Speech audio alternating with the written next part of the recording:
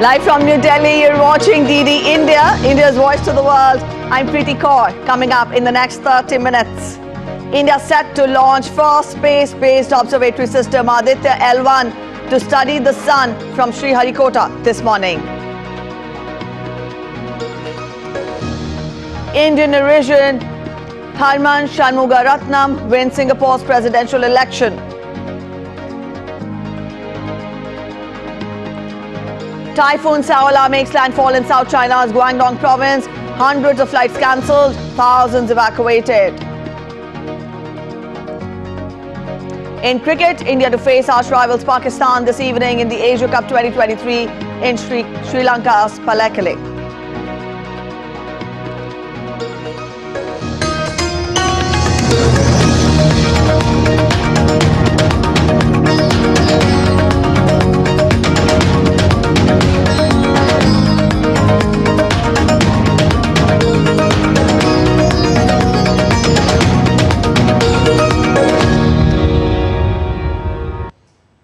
After the successful soft landing of Chandrayaan-3, India's space agency ISRO is all set to launch the country's maiden solar mission Aditya L1 today. Aditya L1 spacecraft is designed for providing remote observations of the solar corona and in situ observations of the solar wind at L1, which is about 1.5 million kilometers in fact from the Earth. Aisa Khanum gets us more. Aditya L1 is all set to take off from Satish Dhawan Space Center spaceport from Sriharikota. The countdown has begun, which will blast the mission to reach in L1 late-range halo orbit of the Sun in over 4 months.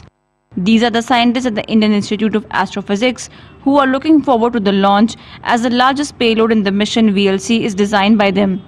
This payload, besides other 6 payloads, will study the plasma, magnetic field and coronal emissions, which are referred as sun flares. Once it reaches the L1, there is Lagrange one point in the space. So after some stipulated days of the time when all the other payloads, contaminations and other things settle down, then this door will be opened. This door, entrance aperture door, will be opened. This will be deployed this way, and then our heaters will be turned on inside. So our decontamination heater will heat all these elements inside, and whatever it has accumulated during the journey, that will be blown off. After the launch, it reaches the orbit. Within 20 minutes, it goes to the orbit. From there, this cruise phase will start. So the cruise phase will be around 108 days to 109 days to reach that L1 intended orbit. Once if it is reached there, and we will be starting this calibration procedures. There is a set of procedure to open the multi-operational door to take the first image of the sun. We will operate the electronics step by step. So since it has 4 detectors, so we will operate the detectors one by one, check the basic health of detector, are they functioning, they are recording the data, and data is coming seamlessly through the ground. So one by one this is done. So we have linear scan mechanism retarder also inside. The air motion also will be checked step by step. That's why the professor also told, or it is told, at the end of February, when everything we see, everything is working properly, we will getting the images of the sun, solar corona, in the end of the February. While the principal investigator of the VLC project, Dr. Jagdev Singh, says the study of the sun is important to throw light on mystery of solar activities inside the sun surface. The IIA will start receiving data and pictures of the corona activities and solar flares relayed by the camera on board the VLC. These are the astrophysicists who are working on this payload, and this payload will definitely throw light on the mysteries that is there within the sun and the activities within the sun, and perhaps this will be a milestone in India's quest for reaching closer to sun. Over 1400 pictures a day can be received, which means a huge tranche of data can be gathered with this payload. Once the raw data comes to this center, the VLC part of the data alone will be coming to IIA, to the payload operation center. And here our astronomers will be applying the algorithms we have been developing to analyze, to kind of make the data fit for scientific analysis. The major science objectives of Aditya L1 are to study coronal heating and solar wind acceleration, solar atmosphere and solar wind distribution and temperature anisotropy. The project also includes solar mass ejections. The change in electromagnetic field due to the sun's activity may lead to damage to the satellites in space and also cause power outrages in electrical and communication network on Earth. Aditya L1 will unravel the mystery behind all these events. ISRO is the third agency after NASA and ESA undertaking similar missions. Asha Khanam for DD India, Bangalore. All right, Jai Singh is joining us from Sri Harikota to get us more on the launch. Jai Singh, good morning. Is the stage all set? Preparations all done for another milestone that is to be achieved by ISRO? Yes, exactly. The 24-hour countdown for the launch of India's first solar mission, the Aditya L1, was initiated yesterday at 11:55 hours, and it is going on very smoothly for the launch of the Aditya L1 today from Sriharikota launch pad Satish Dhawan Space Center at 11:55 hours. The fueling and the system checks are also all going on very smoothly in textbook precision, and the scientists and engineers of ISRO are very hopeful of another milestone event in the annals of Indian space odyssey. All right, Jai Singh, also now we've seen just a few days back India succeeded in soft landing Chandrayaan 3 on the moon's surface, and now India is eyeing the sun. How important is it, and get us more details as to how many countries in the past have attempted this feat, and when we talk of space exploration and research, where will it place India on the global page? Well, it is a very prestigious mission because ISRO is undertaking several kinds of missions. One is the brick and mortar, or even we can say the bread and butter mission, which helps in direct application of space technology in the everyday life of humans, like telecommunication satellites and broadcast satellites and remote sensing satellites. India, in fact, has one of the biggest constellation of remote sensing satellites on the Earth. We have around 50 operational satellites into space, and their worth is estimated at about 50,000 crore rupees as per an estimate of the National Space Agency ISRO. So this is a scientific mission. We have done Mangalyaan, Chandrayaan 1, 2 and 3 and astrophysics payloads. Now we are moving towards the moon. Why this is important is because for several reasons. The chief among them is, for any aspiring superpower, economically or scientific and technologically, basic research on science, technology, engineering and mathematics is the most important aspect.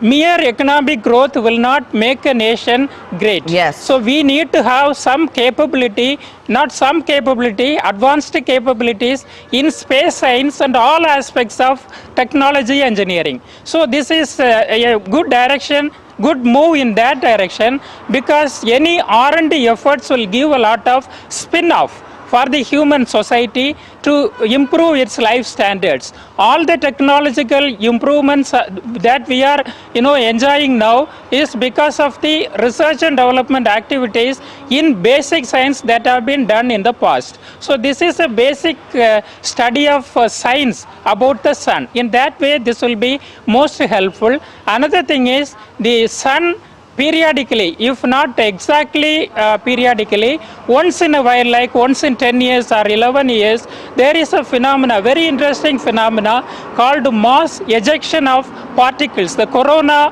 mass ejection. The scientists call it as CME. It has a major impact on the telecommunication infrastructure, the power infrastructure like power grid, and also our space assets like satellites that are revolving around the Earth in the space. So when such solar high energy particles are hitting them, it may affect. So when will it hit? when to stop the cameras. These decisions we can take precisely. So in that way, this mission will be a step in the right direction to move forward towards developing our own capability to understand the various celestial events. All right, so the countries that have been involved seriously, yes. Yes, please continue. Very quickly, let us know the countries which have already established this feat in the past. Yes, NASA has done very state-of-the-art their equipment they had. Therefore, they were able to penetrate their spacecraft into the solar corona. We are going somewhere at a distance of 1/10 of the total distance, which is 15 billion kilometers. Our satellite, our spacecraft, the solar observatory, will go somewhere at around 1.5 million kilometers, which is 1/10 of the total distance. So NASA has done several studies. They have their own operational payloads into space, and European Space Agency has several payloads, and Japan has it. Russia, Soviet Union and Russia have it. So there we are also on the race. All right, Jai Singh, thank you for joining in with those inputs. That was our correspondent Jai Singh telling us more about Aditya L1, the mission to the sun that will be launched today morning. We'll keep you updated. Let's turn focus to Singapore now. Former Singapore Deputy Prime Minister of Indian origin, Tharman Shanmugaratnam, has been elected as the President of Singapore in its first contested vote for the largely ceremonial position in more than a decade. The election department declared the 66-year-old economist as the winner against two rival candidates after securing 70.4% of the ballots cast. The newly elected president takes over from Singapore's first female president, Halimah Yacob.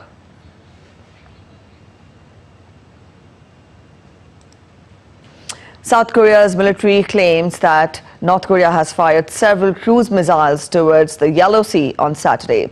The details of the launch were being analyzed by South Korean and US intelligence authorities. It was the latest in a series of missile tests and military exercises conducted by the North in recent weeks. Seoul announced sanctions on Friday on 5 North Korean individuals and one company in response to Pyongyang's launch of what it said was a space rocket last month.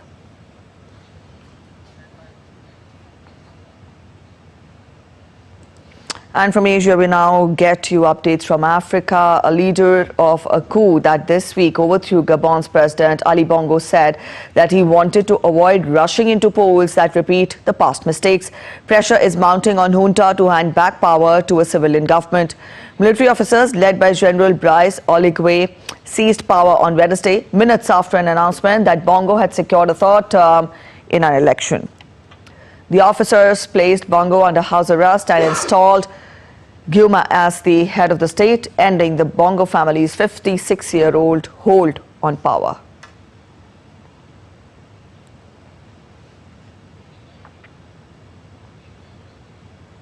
And still to come on this edition of DD India Live, India's capital Delhi gets ready with tight security, lights and delights for the upcoming G20 summit.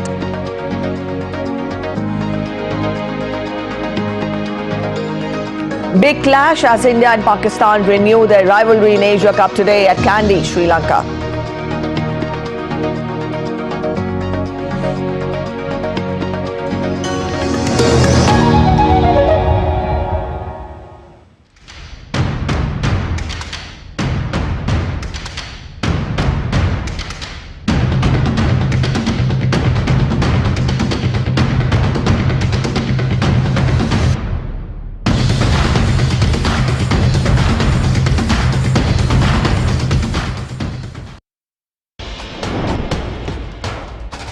Wherever news breaks, whatever it takes. Connecting corners, cutting across continents. Stories that matter from across the globe. Accurate, authentic journalism that serves you right. From politics to glamour, from sports to world affairs, with a fusion of aesthetics and substance. Introducing news in a new avatar. Experience the world through a new lens. Stay tuned to DD India for an exciting journey beyond borders.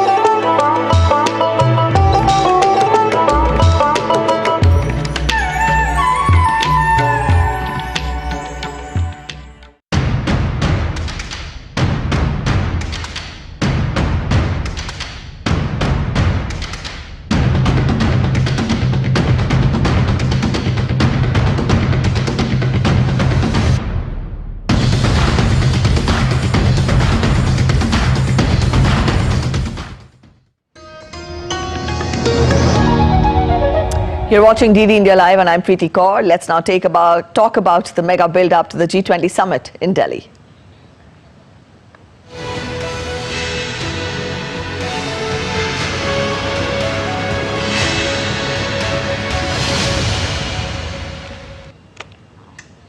Ahead of the arrival of world leaders for the all-important G20 summit, a security blanket has been thrown over New Delhi. The city's police, with support from the national and international security agencies, has put in place measures to ensure a smooth and safe summit.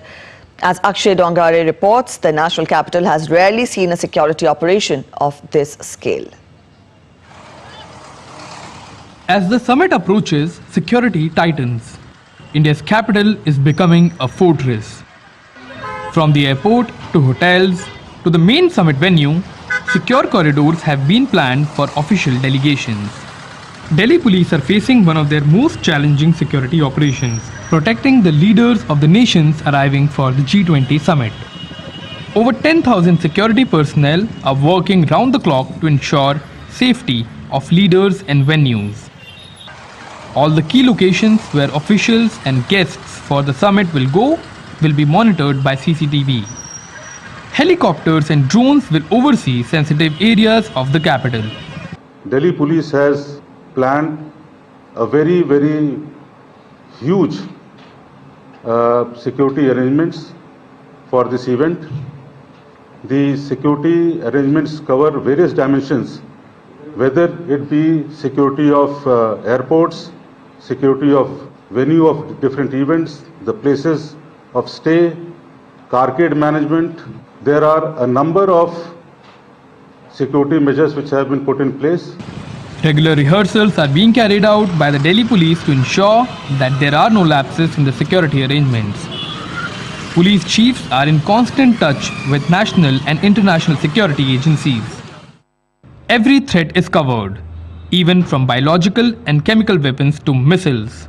During the summit, police will monitor every major event in Delhi. Air ambulances will stand by at a nearby convention center. Senior police officers will oversee security at all the hotels where the national leaders of the G20 nations will stay.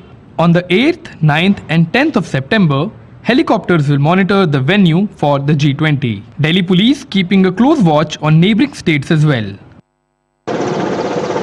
Several hotels in Delhi and beyond can land helicopters if required. All contingencies have been catered for, all arrangements, whether it's a traffic, whether it's a security, whether it's a law and order, they have been put in place to ensure that it's the best program ever hosted in India. Security for the G20 is aimed at causing the least inconvenience to the common people of Delhi.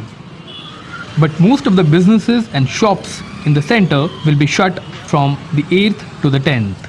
But the police aren't just monitoring the streets, they are online too, watching social media for signs of protest, threats or terrorism. As India gets geared up to host one of the largest gatherings of the world leaders in the national capital, the security agencies in New Delhi are also working round the clock, committed to provide a safe and smooth summit to the leaders of the G20 nations. With video journalist Sharda Ranjan, I'm Akshay Dongare, DD India.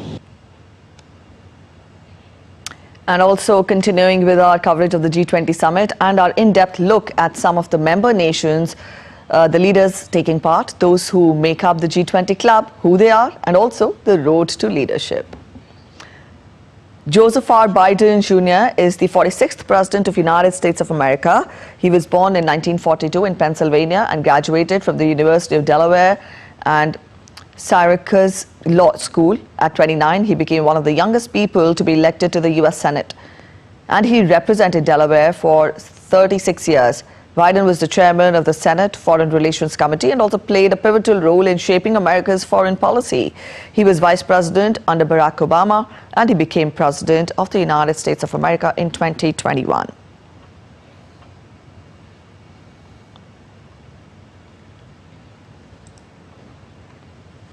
Typhoon Saola, the 9th typhoon of this year, has made landfall in the city of Zhuhai in southern China's Guangdong. With a maximum wind speed of 42 to 46 meters per second near its eye, it is expected to wane as it moves west by south along the coastline of Guangdong. Also, Saola has now downgraded to a severe typhoon after its toughest blows to the south of Hong Kong. Saola is expected to bring strong gales and heavy rains to Guangdong's southern and coastal areas from Saturday to Sunday.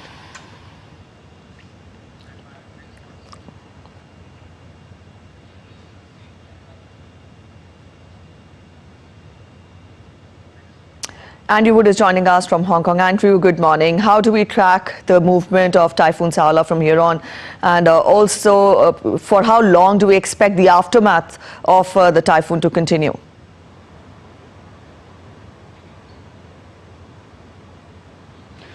Well, if Typhoon Doksuri is anything to go by, a month ago, it could be for some weeks yet. That typhoon actually, after making landfall, continued inland for about 2,000 kilometers to hit Beijing. But this typhoon seems to be going along the coast rather than going inland. Here in Hong Kong, it hit us sort of late on Friday, sort of Friday afternoon, and we had winds of hurricane force. It was the only time, one of the few times when the highest typhoon alert, Typhoon 10, T10, was raised, the signal was raised. It's now down to T8. And I think that they can expect on the further down the coast as the typhoon approaches, torrential rain, very, very high winds, hurricane force winds. And it may be a while, several days, before the typhoon blows itself out somewhere in the South China Sea. All right, Andrew, do we also see the word of caution by the authorities there continuing with regard to schools and markets being shut?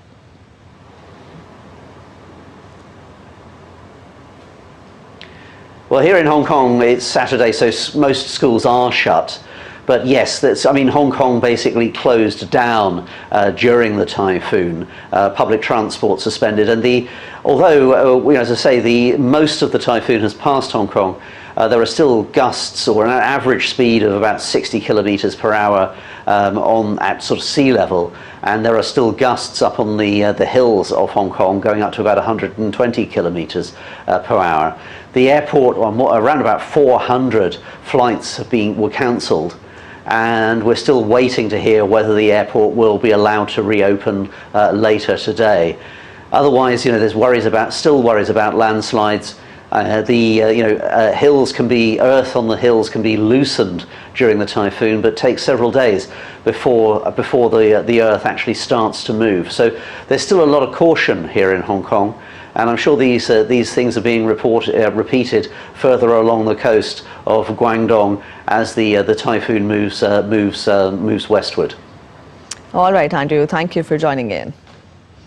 And from Hong Kong, we now turn focus to the U.S. markets, which were relatively quieter to the week, which in fact ended to the week for U.S. stocks, which closed just about flat on Friday. Investors seemingly moved little by an unexpected uptick in unemployment.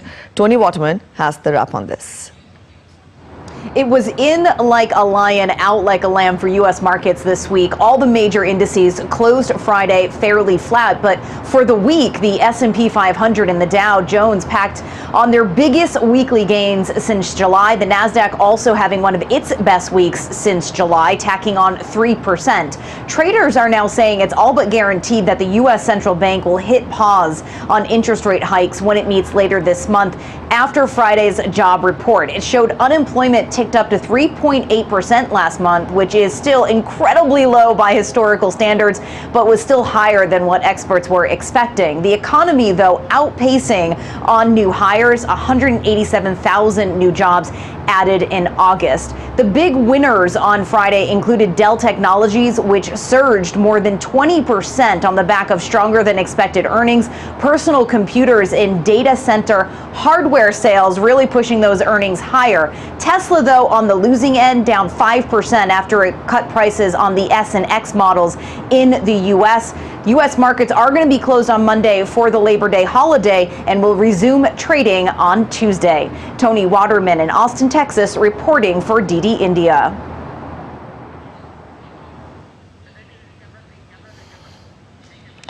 Let's talk of sports now. India versus Pakistan can be billed as the El Clasico of cricket. The two cricketing giants meeting on the cricketing field is just not about cricket, but high on emotion. Stats do not matter in the Super Saturday clash, but what matters is the team that keeps its head cool managed to come out the winner. And this is such a high voltage contest. The two teams will clash not once or twice, but the fans can look forward to 3 clashes between the two sides in 2023 edition of Asia Cup.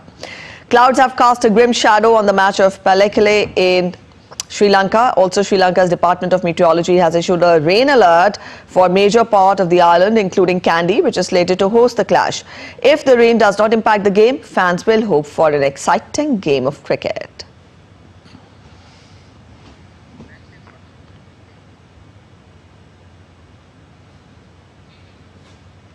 Dr. Ahmed Moeen Farooqi joins us from Kandy, Sri Lanka.